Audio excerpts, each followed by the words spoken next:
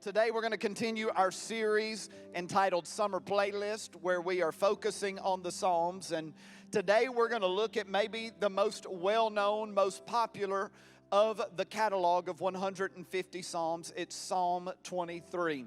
Many of you have quoted it. You probably have it on your wall somewhere. You bought it at Hobby Lobby and put it in a location where everybody would see it. And today we're going to spend time in the first three verses of Psalm 23. Just a little context. This psalm was a psalm of David, and most scholars believe it was connected to the time in his life when King Saul was chasing him down.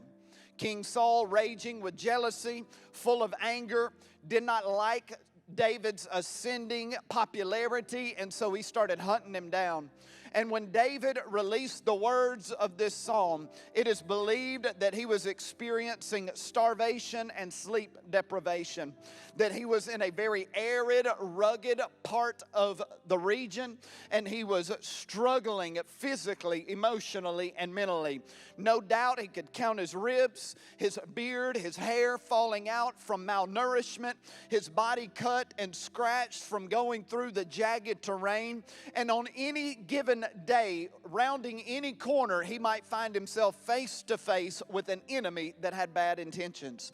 It's very possible that as David would hide in a cave, that he could hear the sound of his enemy maneuvering in the world around him. Possible that at times, as he laid his head to rest, he could hear the orders of his adversary making plans to assault and assail him. Yet David, in the midst of despair, released a sound from his innermost that did not match his circumstances. Can I tell you that you might have some stuff going on around you? There might be an enemy that you can hear mounting up against you. You might feel some deprivation in certain parts of your life, but it is possible to have such a revelation of God that no matter what's swirling around you, there's something alive coming up out of you. And that's what we're going to focus on today. Psalm 23 is a psalm not about external situations. It's not about external provision. It's not about things being ordered. It is a psalm of the soul and the spirit. I mentioned a couple of weeks ago, there are times when we preach from pulpits, and we're going to give you 3 practical steps on how to get to this spot in your life. But there are other times we preach from pulpits simply because what we really need is not 3 more steps, not another book, not another song, not another podcast, not another sermon. What we really need is a greater, deeper revelation of who God really is. Sometimes the best thing you can do is to consider Him again. And when you consider Him again, His truth gets deeper on the inside of you so that you're anchored and rooted in the reality of who He is, no matter what the facts of your life are shouting to you. That's Psalm 23. David was spitting out a revelation of our good God, even though he was not in good circumstances. Interestingly, in Psalm 23, in the original language, there were 57 words within the psalm. In the original language, I believe there were 227 letters represented. Jewish scholars will tell you that the number 57 is the equivalent of the word nourishment. The number 227 is equivalent of the word blessing. So the conclusion of the scholars is when a person meditates on Psalm 23, when they sink themselves deeply into its truth, when we focus on it, when we quote it and memorize it, and when we live with it as a guiding principle, that our life receives an abundance of nourishment and blessing. How many of you could use some nourishment and blessing in the house today? I've already alluded to it. This psalm is about in here, not out here. And at times, we get so focused on everything going on around us, and we want God to fix our situation. But what if the greater victory was that something got set and established on the inside of our hearts? Nourishment and blessing of the soul and spirit are of greater significance than external or circumstantial nourishment and blessing. I just want to call you today to worry a little less about everything out here and to focus a little more on everything in here, because you can be in the middle of a torrent but not be deterred. You can be in the midst of chaos but have peace. I don't know if you need some peace today. I don't know what you need. But I do know this: whatever you need, God has in unlimited supply. And He is faithful and good to open His hand and bless you with it. Can you say yes to that? Now, I'm going to need y'all to match Pastor A.T. and Pastor Curtis's energy today on that video, right? Y'all got that in you today? We'll see. We'll see. We'll see. All right, I want to read the psalm and then I'll pray. Psalm 23, we're just going to read the first 3 verses today. The Lord is my shepherd. Say shepherd. I have all that I need. He lets me rest in green meadows. He leads me beside peaceful streams. He renews my strength. He guides me along right paths, bringing honor to His name. Say, bringing honor to His name. I know that was a mouthful, but it'll be important later. Let me pray and we'll start. Lord, I ask that your sweet presence would fill every molecule in this room. I ask that as I talk, Holy Spirit, would you please speak to the deepest parts of our heart. Lord, as I say things, I pray that you would put your finger of kindness and provision on our soul. I ask that over the next few moments, fear would go, insecurity would go, anger would go, uncertainty will go, inferiority will go. Lord, will you satisfy the deepest cravings of our heart in the name of Jesus? And everybody said amen, right? All right, so today's message is entitled, I Shall Not Want. Go ahead and tell your neighbor, I shall not want. Go ahead and tell your other neighbor, you ain't going to want either. I just always like to get an ain't in. We done started with it. Might as well keep the theme going, right? So David, as I've already alluded to, time of stress and distress, time of starvation and deprivation. And interestingly, his song, his ode to the Lord starts with, Lord, you are my shepherd. Now, we know of David that his original vocation was that he was a shepherd in a field tending flocks of sheep. And I do wonder to some degree if what David was doing in the midst of present turmoil was reminiscing about a time in his life when things were simpler. Has anybody ever done that? Life is tough. You feel the stress. You feel the strain and the pressure. And so in your mind, you'll try to escape a little and remember a time when it was less stressful, when you had less pressure on you, when you had less responsibility. Let me go back and remember 15 years ago when I didn't have all of this on my plate. Let me remember that other job I had that I'd been doing a long time and figured out how to do it real well and was kind of on cruise control. And now I'm in this new thing. I'm preaching to myself now anyway. Sorry about that. Occasionally we'll go back and recall an easier time in life as a little bit of a mental escape hatch from the present suffering that we find ourselves in, the difficulty, the strain of the moment. Now, I don't really believe that's what David was doing. I believe David understood the dynamics of a shepherd and the role of a shepherd in the life of sheep. And in a prophetic way, he was attributing to the Lord a certain way of handling you and I in the room. You just need to go ahead and say it one more time. The Lord is my shepherd. I hope that as we get to the conclusion of this, you'll have newfound revelation of that. Here's what I believe David understood because he lived it as a shepherd. The shepherd is responsible for the sheep. The shepherd takes responsibility for the sheep.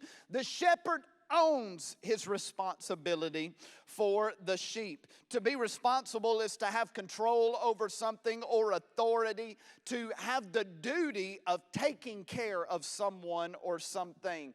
It is to be accountable, to be responsible. I place a high value on being responsible. I think personal ownership of the task that you've been assigned is a very important trait if you're going to thrive in life. Being responsible and owning it and saying, I have a part to play in the fruition, the fruit of what I'm doing. But if we're not careful in our sense of owning responsibility, on occasion, we will diminish God's role. And we will begin to assume too much responsibility for our own lives, minimizing or maybe even eliminating the thought that God is an active participant in your human experience. If you're not careful in an attempt to take responsibility, you'll forget that there is a shepherd who knows more, sees more, has heard more, and has more than you. And he is quite capable of leading you and guiding you and taking care of you. If you're not careful, you think you got to take care of yourself. Some of you were raised having to fend for yourself. You were 13 years old and your parents weren't as present as they should have been. And from the jump, you had to scratch and claw and feed yourself and get yourself to school. And you've spent your whole life being responsible and taking care of yourself. I'm here to tell you today, there is a shepherd who's also taking responsibility for you. There's some men in the room that you feel like it is my responsibility to take care of my family. And if I'm not perfect, my family is going to suffer for my lack of perfection. I'm just here to tell you that there is a shepherd in your life who has taken responsibility for your family. And your family is more his responsibility than it is your responsibility. Some of you need to remember that God's a part of the equation. The Lord has chosen to be responsible for you. Even when we wander down paths where the terrain is less than ideal, the shepherd, keeping watch over the sheep, goes to the difficult terrain and finds the sheep and gets them back in the right place. Even when you go the wrong way, even when you get out of sync and out of step, the shepherd, observing it all, comes and nudges you right back into the place that he always intended for you to be. He takes responsibility for you. There should be some comfort in that. God considers himself responsible for you. He considers himself responsible. No matter my commitment level, the Lord is more committed to me than I am to him. You can be the most devoted person in this room. You can be the preeminent Christian at Cornerstone Church. Your commitment to the Lord pales in comparison to his commitment to you. You can be disinterested, disoriented, disenfranchised, disconnected, disengaged from the Lord, distracted. Even in all of that, he's still very much committed to you. He's still taking responsibility for getting you back to where you're supposed to be. Every parent in the room understands the concept full well. We raise these kids, and they are our responsibility. We know from the first moment that we hold them. I mean, I remember when our son was born, and it was involuntary. Tears just came out of my eyes. I didn't think about it. I didn't process it. I just sensed this is my assignment. This is my responsibility. And I've spent 13 years of his life, 11 years of the girl's life, watching over them, caring for them, meeting their needs with the understanding that their future is my responsibility. That I have a massive role to play in them getting where they're supposed to be. Every parent in the room understands fully that I am attentive to them in ways that they can never perceive. That I am mindful of them when I am completely out of their mind. That I am watching them. The sheep are in the field and they're grazing on the grass. They're distracted by a butterfly. They bump into each other. They start bleating at each other. They're just living their little sheep existence. But there the shepherd sits perched so he can see it all. And he is seeing every single detail. When they don't know he's watching, when they're not aware he's looking, he is watching and he is looking. Every parent knows. You watch them do the most minuscule of things and your heart leaps. Things that seem mundane and menial, and suddenly your heart will flare up with affection. And every parent also knows that every decision you make from the time they're born has them as a massive part of consideration. There's yet to be a decision in 13 years of any significance that wasn't made without our children at the front of our mind in making that decision. Because I care about them and they're my responsibility. They don't get it. They don't get it. No offense to them, but they don't get it. They have no clue that right now when they're at this age, I am doing things to give them a future.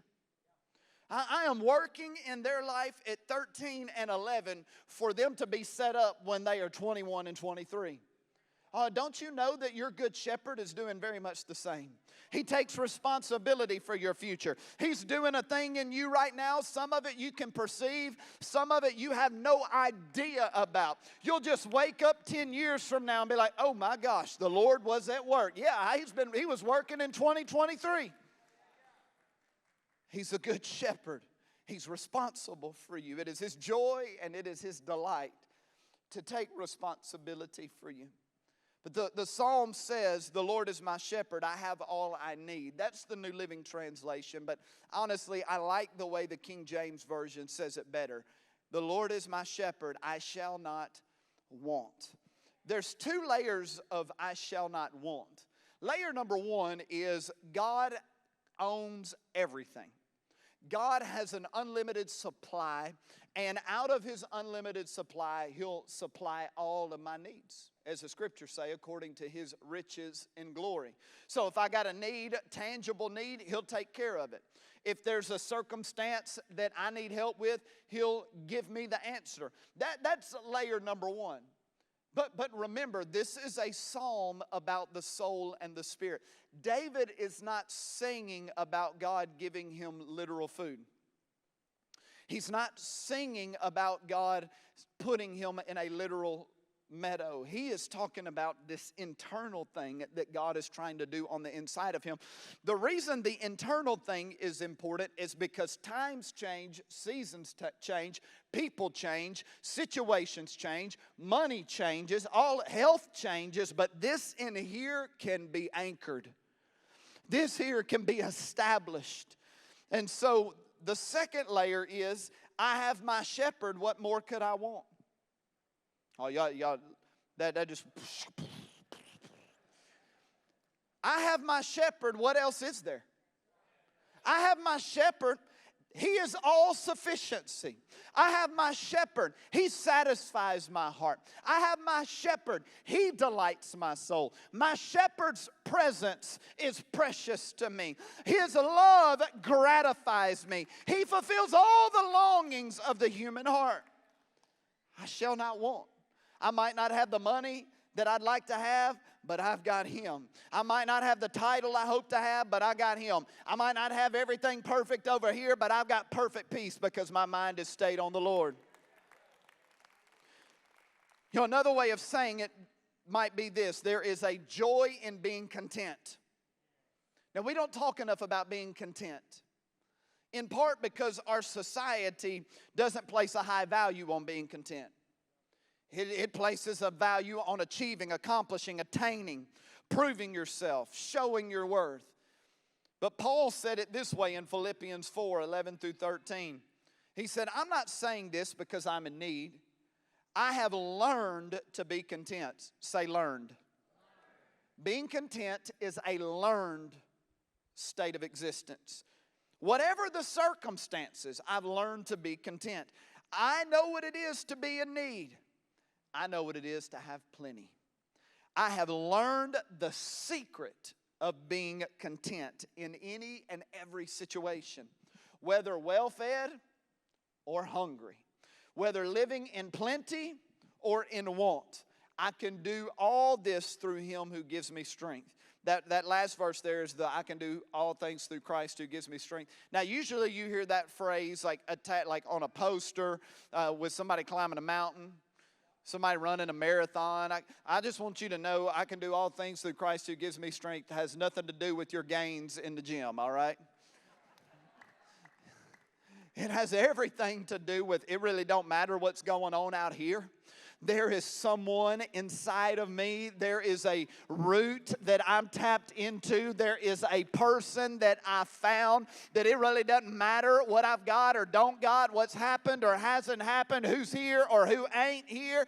I can make it because I have a shepherd and I shall not want. My friend Heath Adamson said contentment is the spiritual state in which our identity is no longer tied to what we have, feel, or even experience. Our identity is tethered to Him. And we don't find our identity in what we accomplish or what we do or who knows us or who we know. Contentment is the fruit of knowing who God is and who we are in Him. The secret of being content is not lowering your expectations. Well, I'll be content. I want to be content, so let me lower my standard. Let me lower my hopes. No. You're content because you know He is who He says He is. And you drink from His well that never runs dry. In society, a lot of times being content is misunderstood, and oftentimes it's confused or conflated with complacency. And none of us would want to be called complacent. We would not want to consider ourselves complacent. Complacency is this thought of like, I don't need to push any farther. I'm good right here. I'm fine. I got enough. I'm fine. I'm good. There's a difference, even though they sound very similar. The difference between being content and complacent is work. Content people still keep working. Content people still keep exerting themselves. Content people still are determined and driven. Content people are still assertive. Complacent people have quit those things a long time ago. However, there's a difference between being content and ambitious. You keep asserting yourself. You keep exerting yourself. Well, how do you know the difference between ambition versus content? The difference is why your soul is driven to work. Work is either driven by want or by worship. I exert myself not to attain and acquire, but to empty myself on an altar of affection to the Lord. That makes all the difference. I'm ambitious if it's all to attain and to take hold of and to feel good about myself and to have other people feel good about me. But it becomes content when it is, I have poured myself out like a drink offering. It really doesn't matter what's accomplished as much as it is, I have expended myself for the glory of the Lord. I've poured myself out. Because on occasion you give your best effort and your best effort comes up short. Oh, but it never comes up short if it ascended to the throne of God and was a sweet-smelling incense to Him. My concern for a lot of people is that we will expend ourselves climbing a particular mountain, reaching for a certain destination, and after having expended ourselves, exhausted ourselves mentally, emotionally, physically, relationally, worked every angle we could work, we get to the top of that mountain and realize there's nothing there for us. That's a concern I have for a lot of people. That you are going to burn the candle at both ends. You are going to give of yourself over to something that in the end doesn't actually fulfill or satisfy your heart. You might have thought it would. That's the whole reason you were pursuing it. That's the whole reason you were giving yourself unto it. But then you get to, and listen, I'm not talking about people that don't know Jesus. I'm talking about us that know Jesus. You can still climb the wrong mountain. But then there's Mount God. And when you get to the zenith of Mount God, your soul desire has been satisfied. D.L. Moody says it this way: our greatest fear should not be a failure, but of succeeding at something that doesn't really matter. That should be the greatest fear. Not that we'll fail, but that we'll succeed at something that doesn't mean anything. That when we stand before the Lord, even if it looked good and noble, when put to the test, it amounts to nothing. You know, a few years ago, Michelle and I had an opportunity. I talked about it first service, and I think that's the only time I've ever talked about it publicly, just because stuff like this, I want to be careful to have a right spirit about it. But we had an opportunity presented to us. Back in 2015, we were approached. We sat across the table from a high-level leader in our fellowship, offering us a job at the national office of the Assemblies of God, saying, hey, we want you to come to be a part of the National Youth Department. And here was the job description. We want you to travel all over the country preaching and spreading revival. I mean, that sounds good. That sounds fun. And when I heard that, and Michelle heard that in 2015, it didn't feel like it was the Lord, but I guarantee 2012, Jeremy would have been like, I'm packed before I even get home. I mean, for an Enneagram 3, for an INFJ, or whatever the letters are, let me check and make sure, yeah, FJ, that's it. For the advocate personality type that I am, I mean, it was what you aspire to. I'm going to get to travel across the country. I'm going to get on planes. I'm going to get off planes. People are going to pick me up and chauffeur me around. I'm going to get to stand on platforms all over the nation. I'm going to get to stand in front of dignitaries in our fellowship. I'm going to have a lot of privilege and a lot of opportunity. It's going to be economically very beneficial for us. I'm going to get a lot of attention. And younger Jeremy liked a lot of attention. And I am going to get a lot of praise. And this is going to feel really good. But in 2015, I had found some satisfaction in a different area. It was during that time when the book that we wrote, Let Your Heart Go Free, all of that stuff in that book, the Lord was revealing to us. And it was almost like they came to us a year or two too late.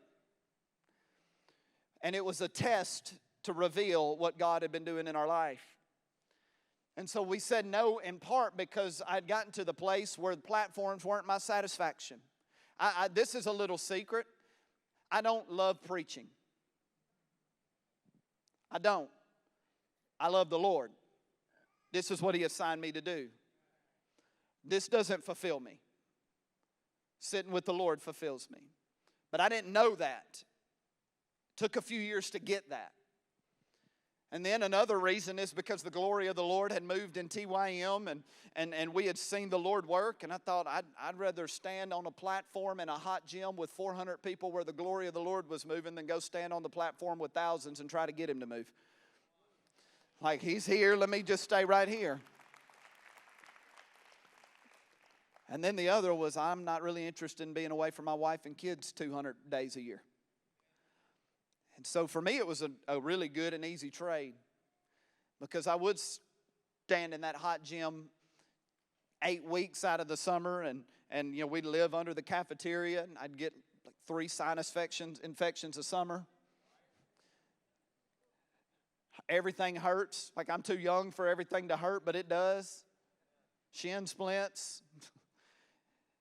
Calves cramping up every time you turn around. And I mean, it was so uncomfortable. It felt like an 8-week-long missions trip every summer. But can I tell you, on occasion, as we would be in that hot room worshiping, in my peripheral vision, I'd see my 2 children in what we call the foxhole, in the presence of the Lord. Sometimes they'd just be sitting on the couch. Sometimes their little hands lifted. Sometimes dancing around with their friends. And I thought, you know, this is a pretty good trade. Because I'd rather be standing here with them in His presence than out there. I'd rather, instead of being seen by a bunch of people, I'd rather see them. It's a pretty good trade. I don't think I'd be your pastor if we'd have said yes to that. It's a pretty good trade. I'm glad we made a good deal. The only reason I point that out is to say you have to come to a place where you no longer are climbing mountains that can't satisfy your heart. where you're no longer chasing dreams and aspirations that will never fulfill you. You've got to find your shepherd and understand that it is only in him that you shall not want. It is only in relationship and communion with him that your soul will truly be full. And so the account goes, verses 2 through 3. He lets me rest in green meadows. He leads me beside peaceful streams. He renews my strength. Remember, this is a psalm on the run. Nothing in David's life is rest, peaceful stream, good path. Nothing in his life is that right now. This wasn't a statement about his surroundings. It was a statement about the state of his heart. My heart is at rest. My heart is peaceful because the Lord has moved upon me. I love what it says in the King James. It says, He makes me lie in green pastures. Sometimes He's got to make you. So sometimes He's just got to make you. I don't know what type of person. I think there's like two types of people in the world. One type of person is when you lay down at night and the lights go off, you roll over and you're snoring before your cheek can fully touch the pillow. That's one kind of person. You're in REM sleep like this. And there's another kind of person that everything's off and your brain's like, I'm the second. It's amazing what happens when everything gets quiet. It's amazing what happens when the busyness comes to an end, when there's nothing else to hold your attention, when there are no more diversions to distract you from your inner self, when you've ceased talking with and interacting with others, and now you are left in the solitude of the soul. And we all have that place of solitude. Maybe you find it while you're stacking the dishwasher. Maybe you find it while you're mowing the yard or you're riding down the road and you finally turn the political talk off or the podcast off. But on occasion, there is the solitude of the soul. And there are a lot of people in this room that in those moments when He makes you stop, that all of the stress, the anxiety, the frustration, the uncertainty, the insecurity, the inferiority begins to speak to your heart. Just want you to hear this. I hate fear. I hate insecurity. I don't hate people that are in fear. I don't hate people that are insecure. But I hate those things, and here's why. Number one, they're a lie. They are a lie of the enemy, an assassination attempt against the character of God. Fear is the enemy trying to convince you that God is not who He says He is. Insecurity is the enemy trying to tell you that God does not love you the way you've been told He loves you. Inferiority is the enemy's way of saying that God did not do an adequate job with you. All of those little whispers of your soul, those little thoughts that plague you, that is like you got to see it for what it is. You got to recognize it for what it is, and you got to call it what it is. That is a lie from the enemy. It is an assassination attempt against God's character. And I am not going to let it have a seat at the table. I'm not going to let it have a voice in my life. But when everything slows down, that's why some of us stay so busy. You know, people, how you doing? I'm busy. Just busy. Okay? What you got going on? Oh, just a lot.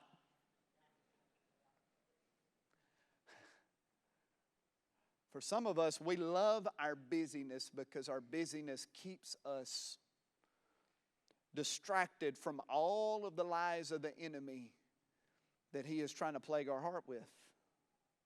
And instead of resting in God, we exhaust ourselves in everything else.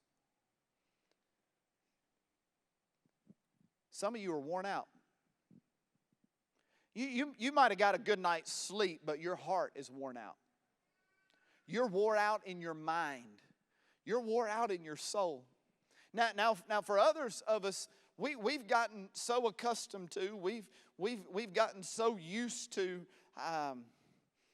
all of the chaos that we resist the still waters.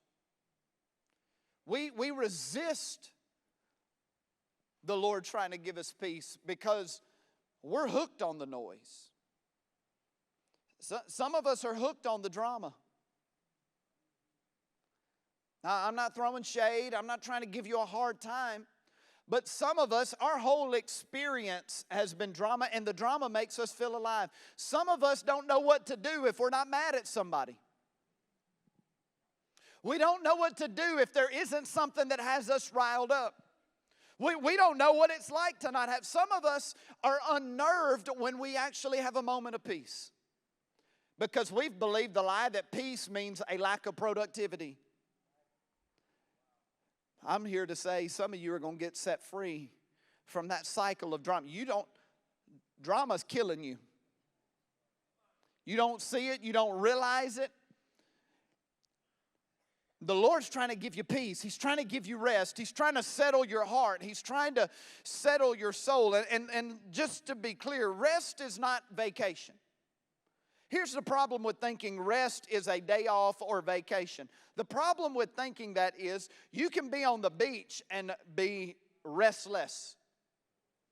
You can go to the mountains with a cup of coffee on the back deck looking at the fall foliage with a crisp autumn breeze hitting you in the face, but your soul be disturbed because geography does not fix what's going on the inside.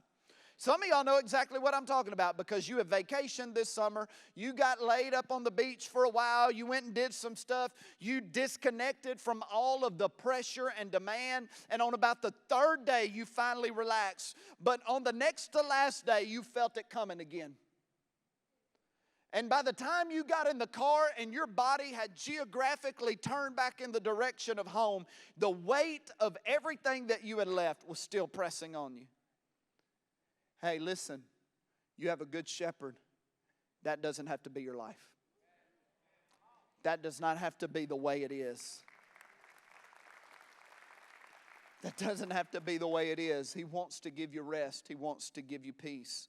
He wants to calm your soul. But you got to let him. I want to come back to this. The Lord's going to set some of you free from manufacturing drama. I'm not trying to be mean in any way, but He's going to set you free from that.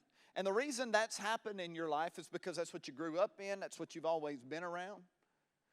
But there is a person who's called the Prince of Peace, and it's way better on that side. I promise you.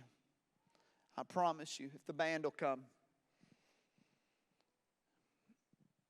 Verse 3, I want to read it again. Y'all good? He guides me along right paths. The Lord is guiding us along right paths. Why does He guide us along right paths? Along right paths. Bringing honor to His name. He guides us down the right paths to bring honor and glory to His name. Do you know that the Lord's name is on you? That He's done put His name on you?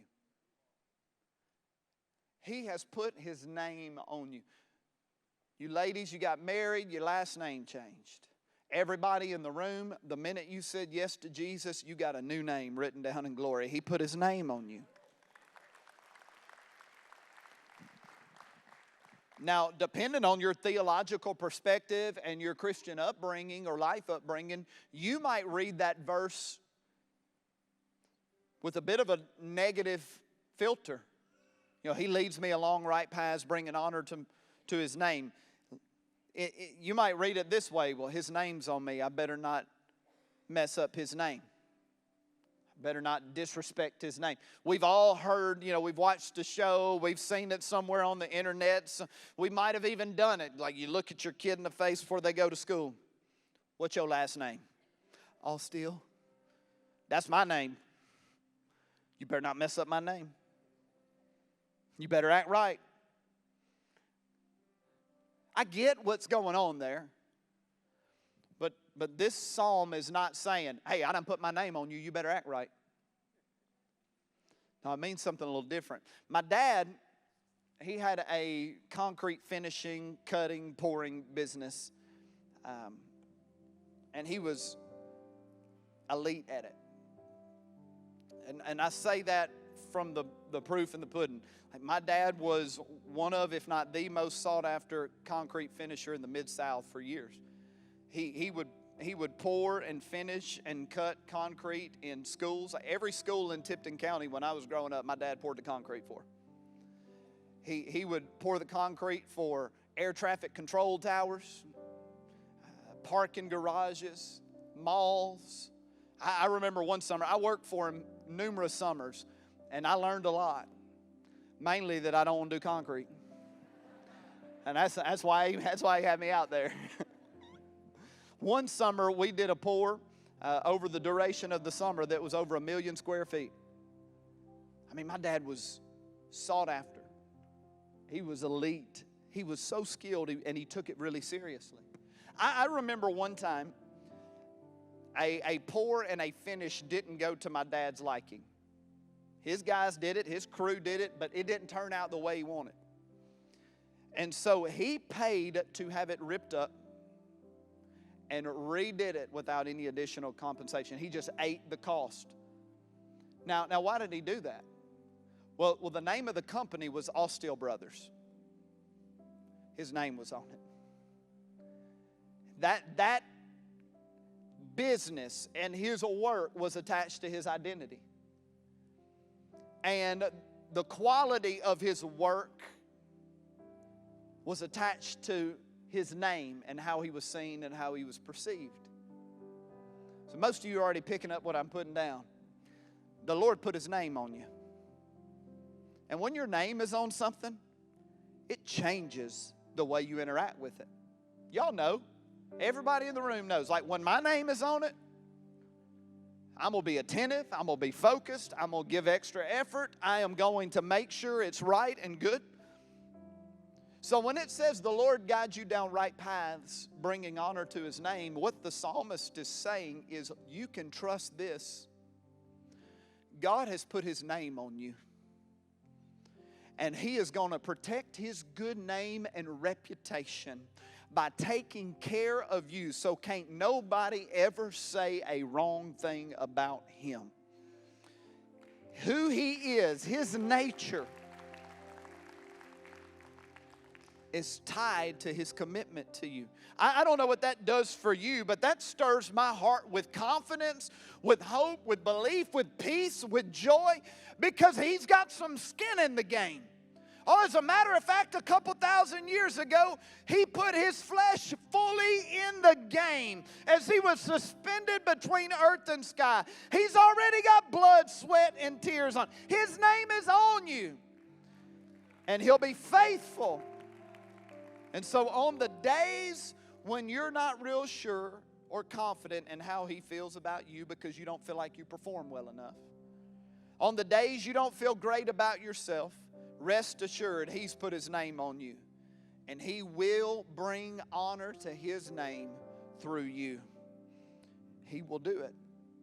He's committed to you. So whatever you're stressed about, whatever you're worried about, whatever you're struggling with, whatever's put the pressure on you, whatever keeps you up at night, whatever speaks to you in the isolation of the soul, man of God, that thing that keeps haunting and taunting you, that you're not good enough, all of that stuff, I need you to get the revelation today that God has chosen you.